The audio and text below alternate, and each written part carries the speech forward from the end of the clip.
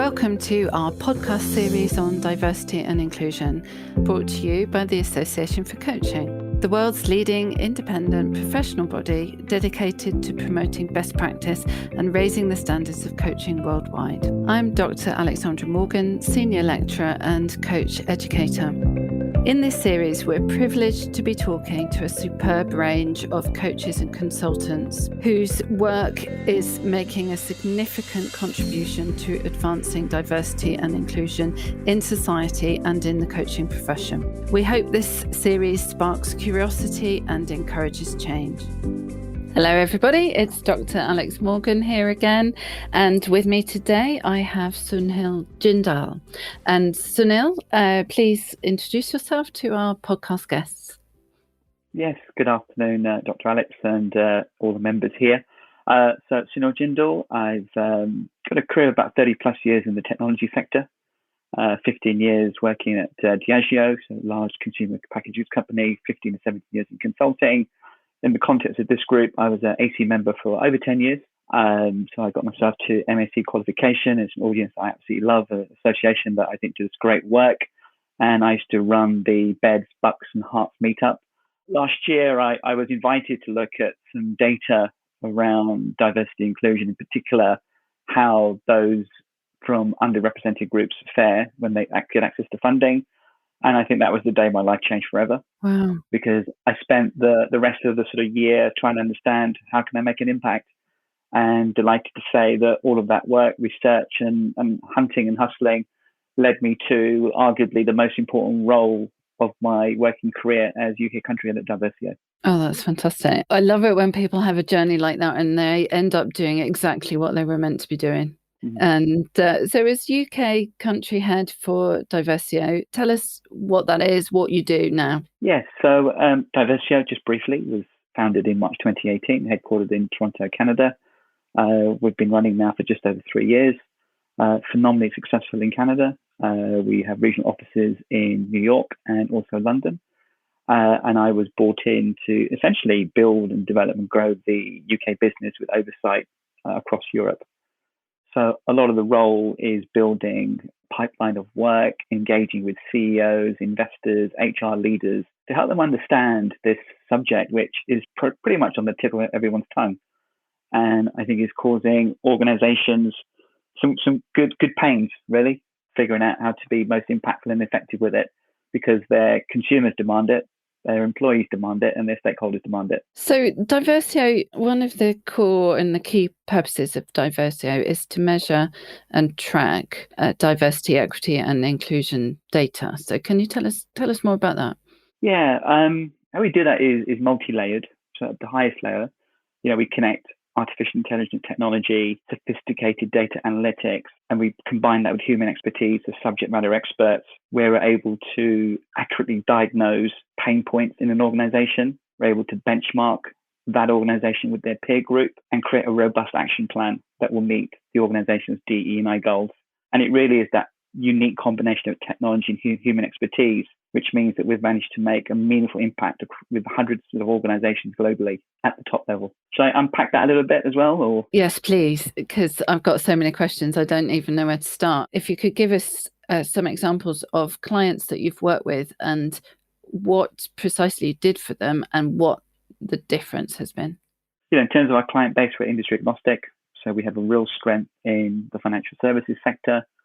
I think aligned to that is the technology sector, probably to no surprise to you and listeners that they are two of the most high-profile sectors. Not to say the others aren't any less, but they just seem to be higher up the list. Mm-hmm. And, we've done work at an industry level. So, for example, I can name them Equal by 30, which is an initiative to address gender diversity in the clean energy sector. We worked with them across all of their signatories, and we did a massive report around which organizations are doing well, where they're not doing well, pinpointed the specific pain points, and put together a suite of recommendations for that whole industry to develop and grow itself to be more diverse and inclusive at an industry level. Bringing it down to an individual company level, to give you an example. So our product dashboard, starts with a survey. And you may ask, what's unique about a survey? Well, in the spheres of DE&I, a lot is unique around survey. It's the number of questions. It's the way you ask the questions. It's the ordering of the questions. We've worked with special interest groups over the years to help us really pinpoint how to ask somebody about their sexual orientations. I know working with clients, they're doing really well on gender, and I think a lot of that's got to do with the 30% Club and initiatives like that, which have been great and brilliant. Race and ethnicity is now sort of raising its head, and I won't get the events of the last 18 months have raised the profile there. But when it comes to sexual orientation and disability, most companies, not all, are struggling to get the data because it's hard. Employees feel that they don't want to maybe share that with their employer. So we come in as an independent third party, and we will work with the organization, and we will use this survey that will allow the organization to deeply understand across 4 key parts of the data set, the diversity composition in the organization, so by gender, by race and ethnicity, sexual orientation, and disability, including mental health, which we added during COVID because that has really impacted the workplace. Obviously, we're returning back to work now, so it may change again. But one specific example, Alex, we had one organization that was doing its own data capture around those data parts. And when we took over the survey creation, we helped them identify 3 times more LGBTQ folk than they thought they had in the organization. So when you're talking about inclusion, if you don't know what you've got, then how are you going to be effectively able to manage their inclusion into the organization? So back to the survey, it's 17 questions. It takes 4 minutes to complete. Wow. I thought you were going to say, an hour and a half or something. 4 minutes, that's amazing. Yeah, and we've all completed, well, not all of us, sorry, but those who work like myself in the corporate sector with great place to work and great surveys, don't get me wrong, but 60 questions after a while, year on year, you can get fatigued just a little. But one of the reasons, and I'll come back to in a minute, why the survey is only 17 questions is that one of the questions is free text. And this is where the technology element comes in, around how we use smart technology to really understand the lived experience of employees through that single free text question. So just coming back, so we execute the survey, and because we've done this with organizations of all shapes and sizes across the globe, we're very skilled around the communications and the engagement. We typically work with organizations to understand their unique culture, their context, in order to accelerate that. And then we typically say to the organization, look, whoever your executive sponsor is, they can then send out the communications. And we do that quite effectively.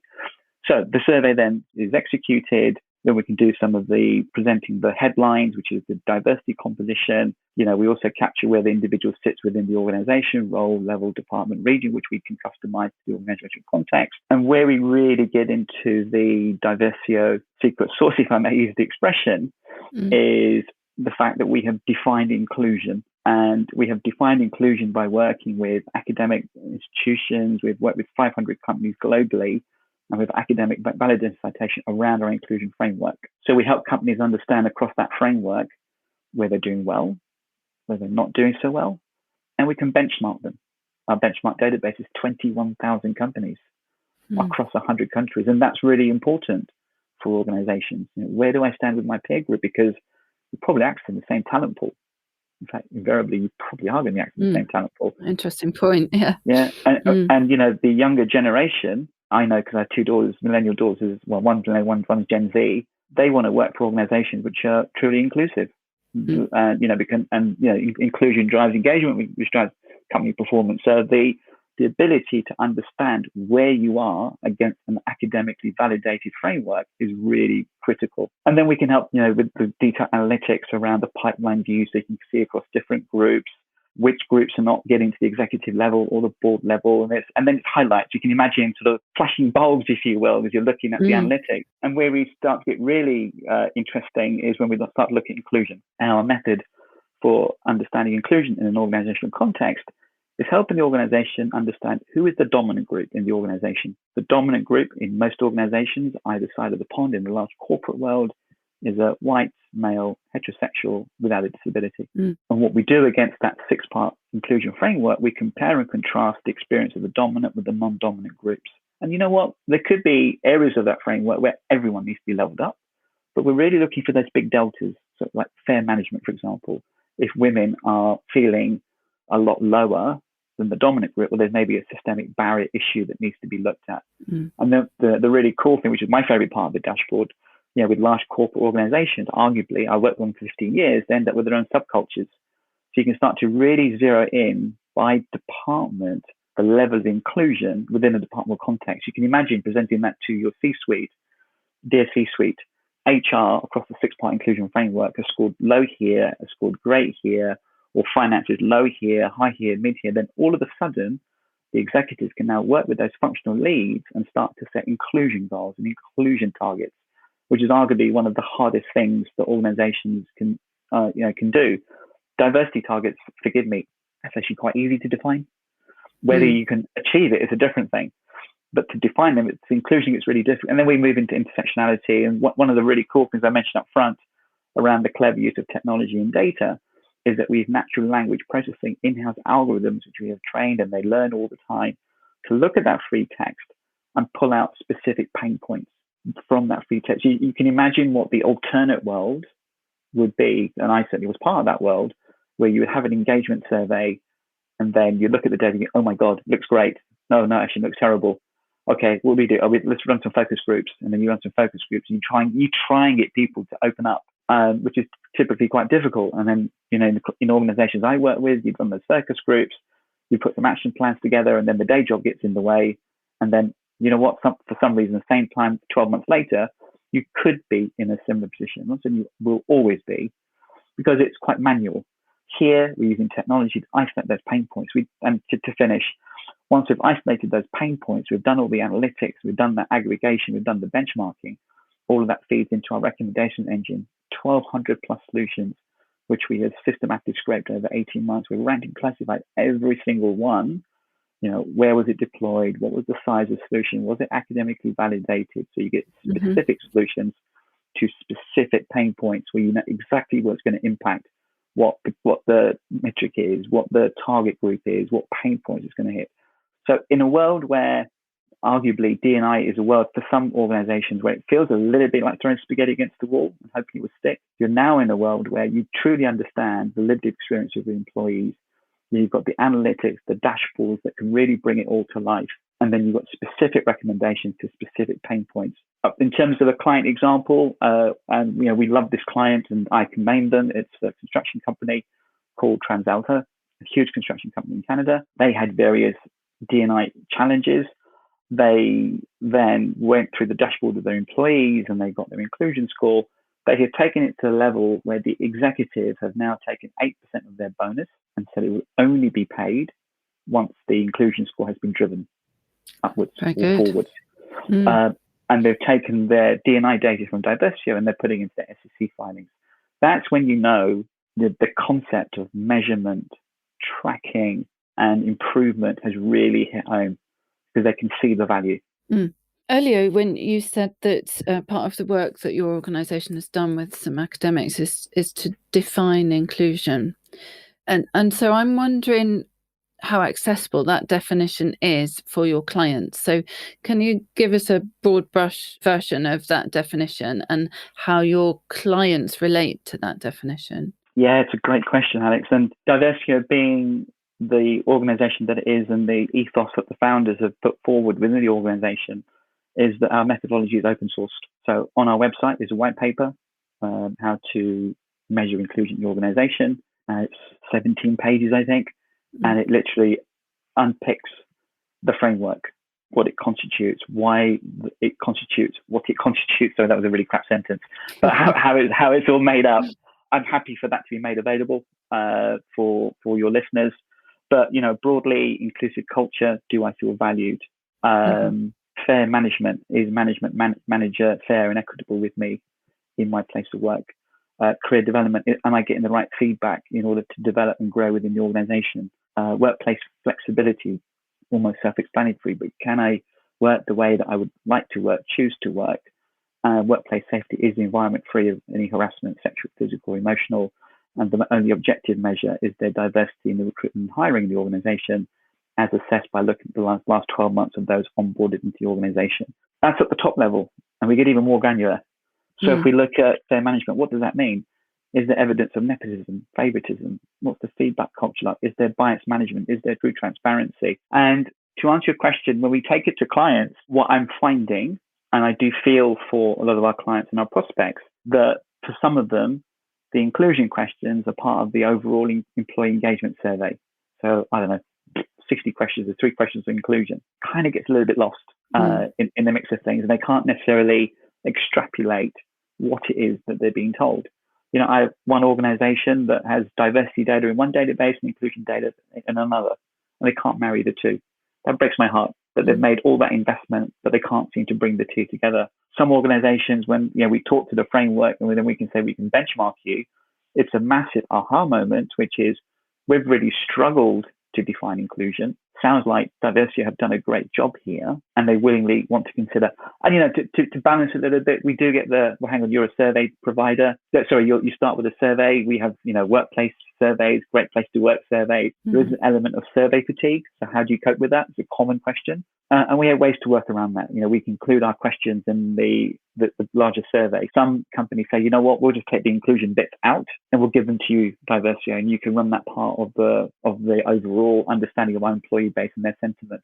There's lots of different ways to do it. When you were talking about engagement earlier, I could see that there was a potential overlap, if you like, between some of the information that you're trying to find out with your questionnaire and engagement questionnaire. But as you were describing the more granular contents there, the key difference that sprang out to me was around mobility. How mobile do people feel within the organisation? Do they feel that they can develop their career? Do they feel that they get quality feedback that makes them more mobile? Do they feel that their opinions are valued and therefore that they will then be able to move on through the organisation having a voice? And I think that's really very different, isn't it, to an engagement questionnaire? I suspect the intent of an engagement questionnaire is similar, but I don't think, based on my experience of working with engagement questionnaires, I don't think you really get that sense of how mobile people feel in the workplace. Yeah, no, absolutely. And I'm going to acknowledge what you just said. I think you go to an even more sensitive subject matter, which is harassment in the workplace. I don't think you're going to ask that question in an engagement survey. You may or may not. I don't know. I don't remember filling in questions on harassment. No, I'm pretty sure you don't. Yeah. Right. And when we're talking about the non-dominant groups, those from an LGBTQ persuasion, or those who identify as LGBTQ, or those who identify with a disability, visible or invisible. Invisible makes it even harder. For them to be able to anonymously, because our survey is 100% anonymous, actually volunteer could unearth something the organization just doesn't know. So, back to your question about examples. When we pull the data, because you can imagine our data universe is huge. And the minute we present it to clients, they start scratching and think, "Oh my God, can I get this? Can I have that? Can I cut it this way and cut it that way?" Yeah, of course we can. And invariably they'll ask, "So what?" And they'll get into intersectionality to help me understand what a person who is white, identifies with sexual orientation, who has a disability, what did they say? Because I can never, ever find that. So, and if we go back to, the business case for, all the organizations that I've spoken to in the time I've been at Diversio, they've all got incredibly aspirational statements around DE&I, EDI, IND, D&I. Invariably, when I get into the conversations, it is, we're on a journey. No one, I think, will openly say, we're fine, thank you very much. And then when you kind of pose the data element, and not just the qual, it's the quant as well, you marry the two together, all of a sudden it's like, wow, this is incredible. It's really helped me drive my agenda. Yeah, it sounds so powerful. And I'm also wondering, when you were talking about, again, when we were talking about the sort of granular level of the questionnaire, and you were talking about things like fair management, career development, do I feel valued? Our audience on this podcast are likely to be coaches or people associated or interested in coaching. And it struck me as you were going through that list that those are regular coaching topics. Certainly amongst my client base, I'm regularly talking to my clients around, do they feel that they're being managed fairly or not? And how can they survive or thrive in that atmosphere? Do they feel valued? Do they feel that they've got a voice? How can they develop their career? Sometimes with my clients against the odds, how do they work in a feedback vacuum? That's quite common, where people actually don't get any feedback. And so how do they work within a feedback vacuum? So I found that list very relatable. And it made me wonder whether you've got any specific advice for coaches around how coaches can be enablers of DE&I in that context. Yeah, no, I mean, having been with myself for many years and qualified with the AC, it's something that, and I was coached when I was at Diversio by YSC for many years. So I've been on both sides of the table. When you ask the question, what does the person on the other side of the table typically say to you? That there are DE&I issues within the company that they work in. How are they getting that information to share that with you? Is it anecdotal? Is it through an engagement survey? Is it through... It's generally their own lived experience. Yeah, their own lived experience. So they come to me and they would say, I don't feel fairly managed, or I don't feel I've got a voice, or I can't develop my career in my organisation, or I don't get any feedback from my manager, so I don't know what to do. So I would then coach them around their own personal communication skills or their own limiting beliefs, or, I would do something to give them more confidence, to enable them to have a stronger voice in their organisation. But my background concern as a coach is, am I just tinkering around the edges here? Or I'm just helping somebody to just survive in their organisation rather than thrive? Yeah. So that's my challenge to myself around when I'm coaching people on those kind of issues. What am I actually really trying to help them with? And so what I was wondering was whether you had any advice for coaches that are in that kind of world and do the similar coaching to me, whether we should be encouraging doing something that affects this on a systemic level rather than just on an individual level. Yeah, in that example, what brings to mind, and again, I can speak because I've worked in the corporate world for many, many years, is that individual, how their lived experience could play out, and it could play out in toxicity, what they're saying on social media. So now all of a sudden you get into if I have a disgruntled employee, what's the risk? What's the reputational damage? Them going, and they do. The last year, so we did a bit of analysis of Diversio, again, going back to Black Lives Matter, the organizations that made a positive statement, the impact on their reputation, if you will, and those that were late to the party, those that made weak statements or made statements, and that was then an employee from nowhere said, well, that's not true. You're anything but. Exactly, Alex. Yeah. So this is when you get into the, if this is what, the advice to the coach I would give is that if this is one employee feeding back, is how pervasive is this? And to be encouraging the leadership to take this, and they would, to be fair, but not just as that individual or maybe a few individuals, but this is widespread, because the risk of that widespread is that it will probably eventually lead to toxicity. It may or may not lead to a disgruntled employee doing something, as I said earlier, and leadership probably wouldn't want that. I think as coaches, we've always got this challenge of who are we serving? Are we serving just the individual that's sitting in front of us, or are we serving the wider system? And that might be more obvious, I think, if the coach has been contracted by the wider system. But if you are only contracted on an individual basis, it can be difficult, can't it, as a coach, to understand what your impact could be, or as well as hopefully having a very positive impact on the individual at an individual level. I think I'm often left wondering whether there is a wider impact that coaches can have regarding DE&I matters, which is, why I've engaged in this podcast, because, this is a question that I'm wondering myself. And I guess there's a lot of other coaches out there wondering the same thing. So, I mean, you said earlier that you have, it was a lot of solutions, 1,200 solutions, I think you 1,200 said. plus solutions, correct. 1,200 plus solutions. So you do your questionnaire, which only has 17 questions and only takes 4 minutes, which I think is genius. And then out of the raft of data that comes out, you can make 1,200 plus suggestions for actions to take, so solutions for the organization. So have I understood right? Yeah. So Alex, to 98.9999% almost there.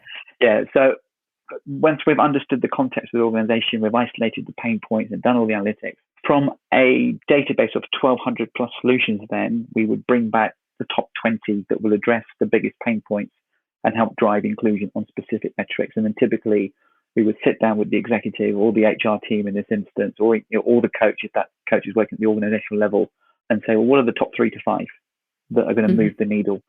And I think it's worthwhile saying that there are no silver bullets here, but it is about tactical, short-term that continue to move the needle, continue to move the dial, and an iterative process for sure. And the difference here is that, and in fact, we say to clients, you may have some of these solutions already in your organization. The difference being is that now you've got validation. That's great. You've got the right one. But now we're able to tell you which group is going to impact, which organization, which team, which department, which region. So you know exactly where it's going to impact. Can you give us some examples of those solutions? Yeah, 40% rule. 40% rule, that 40% of the organization needs to be made of, at the leadership level, needs to be made of females, as an example. A town hall, sounds quite obvious, right? If I bring it into the private equity space, an independent ombudsman who's looking at how you are investing and how you are socializing investment portfolios. 1,200 plus. I can hardly remember most at the top of my head. No. I think they're all good examples because they're different to each other. So that was hugely useful.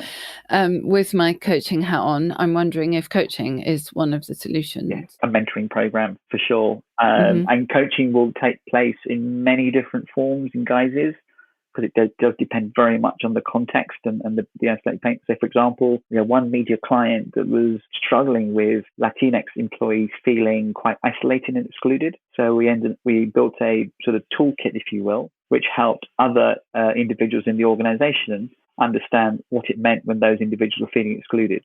And that toolkit became so impactful, it then went into all the onboarding materials. So anyone new coming into organization was automatically assimilated into, look, this is what you need to be doing when you're engaged, interacting with Latinx employees. So if I bring it back to the coach, is that if the coach works in partnership with a business like Diversio, where all this amazing data and insight is available, is how to further support through their own experience around what works and what doesn't work. Because one of the things we don't do necessarily is the change management, the cultural change. And obviously for those coaches who specialize in change and culture, there's a great opportunity there to help organizations, because it is, I must admit, when you present the dashboard, that aha moment, it's magic. You get executives that look at the dashboard and they go, I have no idea. And sometimes that's a great reaction. It's positive because they've got an incredible inclusion score. Not all doom and gloom, for sure. Out of 100, an inclusion score of 85 is actually brilliant. An inclusion score of 50, 55 is not great. When we run this survey, some companies do come up with inclusion scores of high 70s, low 80s. Fantastic. So then it's about small increments. And then you got the ones who are a little bit lower, and then you start to say, we're looking at, so when I speak to the COO, we're looking at doing longitudinal studies. Obviously, we've been going 3 years, so we can start to build some richness around what you could expect, what sort of recommendations have driven that level of change, what's worked, what hasn't. Yeah, that would be hugely interesting. It would, wouldn't it? Yeah. And you can imagine that in the arms of a coach, when they're having that background on the organization. Yeah. Yes. Yeah. I feel really excited that data is going to become available. That's really cool. So we're going to have to wind up fairly shortly, but I'm interested in, your own lived experience with this, Sunil, because you said that you've arrived in this job and it's the ideal job for you. You have been involved in coaching. You were a coach. You still are a coach. And so what does it mean to you personally to be doing this particular job at this point in time? Thank you for asking that question, Alex. And let me answer that in the second person. So in the last week, one person said, Sunil, you're doing really good here. One person said, Sunil, you're doing something that's going to change the world. Sunil said, some said, you always belong here. This was always going to be you. You just didn't know it. And that's the feedback that people have known me down the years, and we're talking like 10, 15 years. I mean, for me, the way I look at it, I think every meeting, every conflict, every email, every interaction, every struggle I've had, my own experience in big corporate, in consulting, in the startup space, as a coach, as a coachee, have all been for this, because all of this has been wrapped up. Because for me, I think I'm at a certain age where I think this is likely to be my swan song. It might not be. And to be able to say in 3 years' time that, across UK and the broader European Union, I worked with 200 organizations and helped drive their inclusion score from X to Z, improve the profitability of these companies, and they had this great diverse talent pool. And in the process, there were 20 to 30 people hired into the Diversio business. This side of the pond, I think I'll be able to sleep very gracefully. Oh, fantastic. Well, Sunil, I wish you and Diversio well, because I think the work that you're doing is extraordinary. I know there'll be coaches out there that will be really clamoring for that longitudinal data that you mentioned about how the work that you're doing really has made a difference to organizations, and what is it that coaches can do to support that. I think that would be a really interesting conversation. So when you've got that data, then let's talk again and we'll have that conversation then. I enjoyed it too. Thank you. So Sunil, thank you so much. A very rich and interesting conversation, and I find the work that you do fascinating. So thank you for that. I'm sure there are other people out there that are also finding what you're saying fascinating. So how can people contact you? Where can we find you? Yeah, I think by all means go to diversio.com. There's some great resources there. I'd encourage those to look at download the inclusion white paper, which brings to life everything we've just spoken about. Like I said, we've open sourced it. It's a fantastic resource. And if you want to come to me directly, for sure, they can email me at Sunil, SUNIL, @diversio.com, DIVERSIO.com. And obviously reach out to me on LinkedIn. I'm relatively easy to find. There aren't that many Sunil Jindals in the world. And if you caveat it with Diversio, then you'll probably get me. Fantastic. Brilliant. So thank you very much, and hopefully we'll speak again soon. Look forward to that. Thank you. So thank you for listening to another podcast by the Association for Coaching. I've been Alex Morgan.